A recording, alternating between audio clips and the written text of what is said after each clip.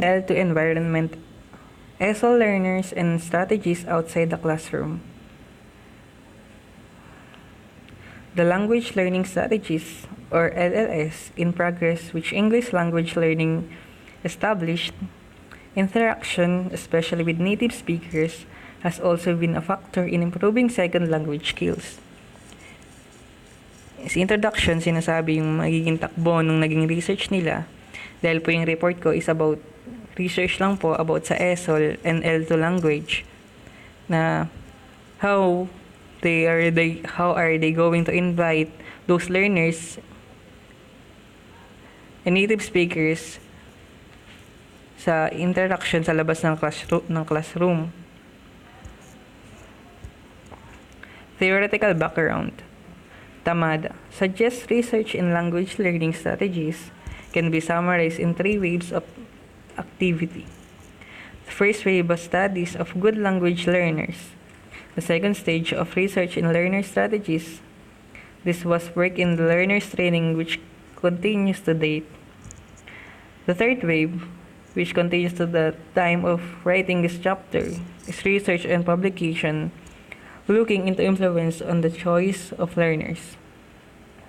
In theoretical background, it says here na nahati sa tatlo yung research in LLS.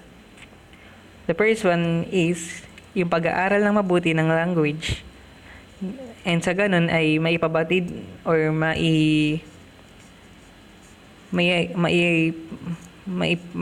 maipaalam sa kanila ng maayos yung kanilang nais iparating. Pangalawa, or the second one ay yung pag-aaral natin ng language ay nagpapatuloy lang habang nadadagdagan ng ating kaalaman. And the last one is yung pag-aaral ng mga researchers sa learners kung ano yung naging impluwensya, naging resulta o naka-epekto sa kanila sa pag-aaral nila ng LLS. Communicating with native speakers. What the Good Language Learner Can Teach Us by Joanne Rubin was seminal in starting discussion which approached the strategies used by the second language learners as variable on its own rather than as a part of broader discussion of its motivation or attitudes. It stated here that the paper wrote by Joanne Rubin, What the Good Language Learner, ay isang mainam na gamitin para sa mga taong nag-aaral ng second language. Dahil ito ay makakatulong sa kanila upang mas ma-improve nila yung mga skills on language na dapat nilang malaman, na gusto nilang malaman. Ganun po. Rubin, Classification of Language Learning Strategies. Rubin, 1975, has classified learner strategies into direct and indirect strategies. Classification of learner strategies divided into 6 categories. Cognitive, memory, and comprehension strategies and indirect strategies could be divided into metacognitive, social, and active strategies. Sinasabi rito na yung strategies ng learners ay matuto ay language ay nahati sa 6. Sinasabi nito na isang malaking factor sa pag-aaral at pag-uunlad ng second language skills. Influence on strategies. Culture and ethnicity has been shown in the use and choice of language, of choice of learner strategies in the teacher-centered. Hierarchical culture learners are expected to be passive and so are less likely to employ learner strategies. Hispanic ESL students choose to use predicting, inferring, avoiding details, working with other rather than alone, and basing judgment on personal relationships rather than logic. Japanese learners respectively use analytic strategies aimed at precision and accuracy, searching for email details, work alone, and basing judgment more on logic than personal interaction. Oxford suggested that culture which support the learning of definite items in linear fashion. It's sinasabi po rito na kung ano yung mga factor na nakakapekto sa paggamit ng strategy in studying the language, and how the culture and its ethnicity affects the study in studying the language. Communicating with native speakers. The 1978 studies on good language learners by Nalman et al. Showed for having contact with native speakers was a strategy most reported by successful learners. The language acquisition device is not located in the head of the individual, but is situated on the dialogic interaction that arises between individuals engaged in goal-directed activities. Learners in TL countries exposure and appropriate opportunities to practice can be happen inside, formal or outside the classroom. Informal but cannot be guaranteed. Sinasabi rito na yung strategy na ginagawa ng mga successful learners, also sinasabi rito kung ano yung opportunities na makukuha sa formal and informal education. ESOL learners and LLS outside the classroom.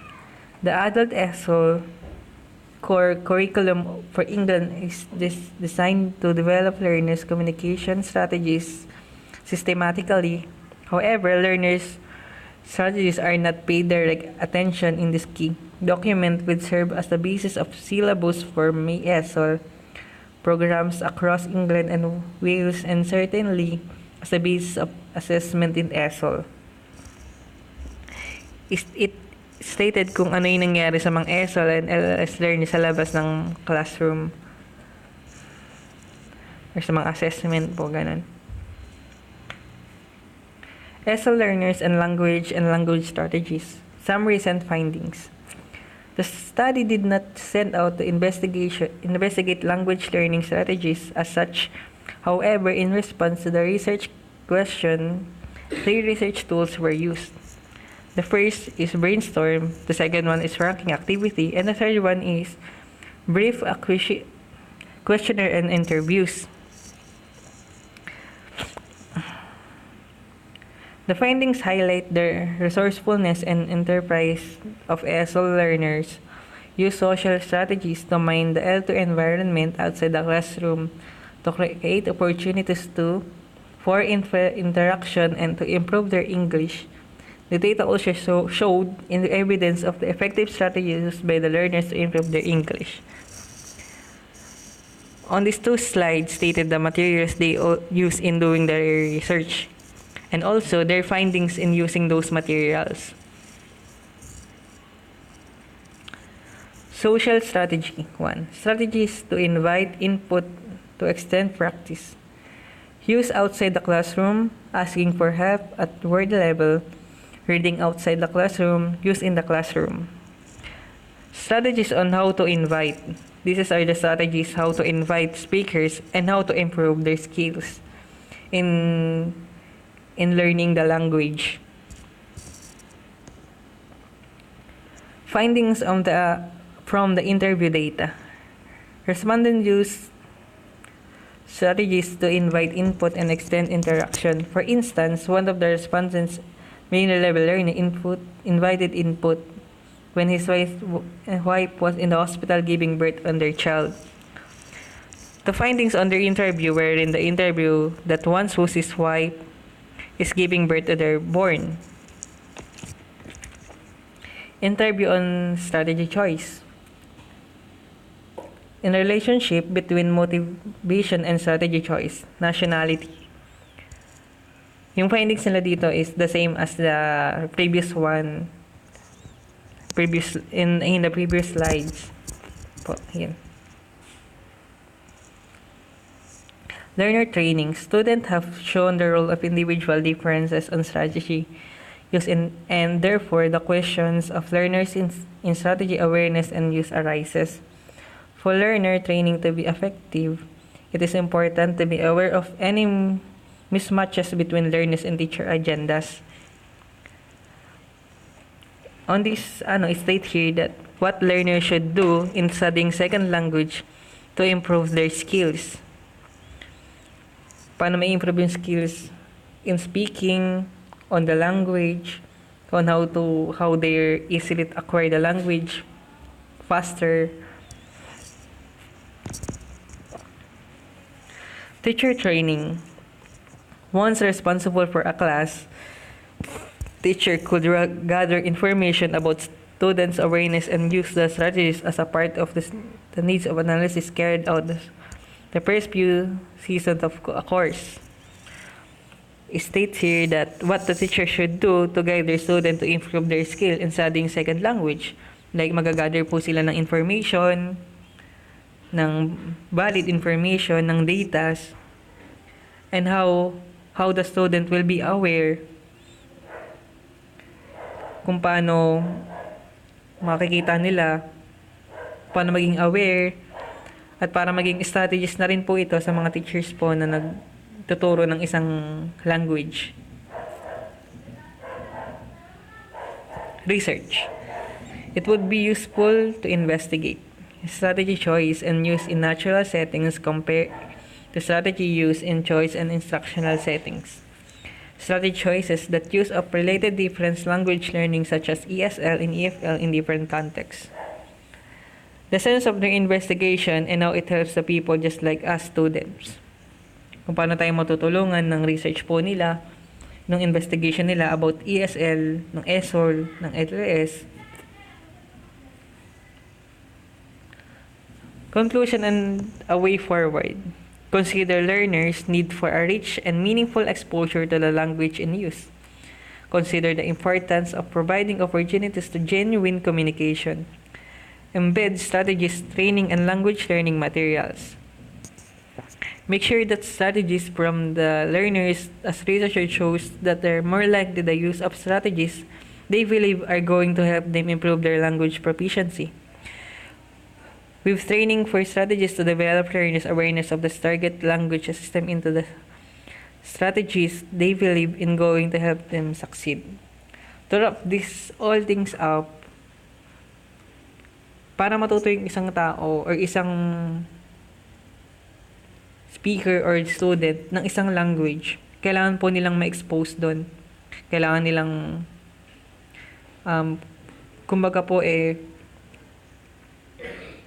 kailangan nilang talagang yung eagerness po nilang matuto ng language, na kailangan talaga ng exposure, na araw-araw talagang pinag-aaralan. Yung naniniwala sila na makakatulong talaga yung lahat ng mga strategies kung paano talaga ma-acquire yung isang language. Ayun po. Based rin po sa mga researchers, mga research po, tsaka mga result ng research nila, talagang kailangan talaga ng pursige ng exposure. Yun po. Na once talaga ka na-expose ka sa isang language, talagang hindi po malabong hindi mo yun matutunan. Yun lang po talaga kasi yun po yung talagang, ito po talaga yung report ko is about research lang po talaga about ESOL, second language po. Yun. Yun lang po. Thank you po.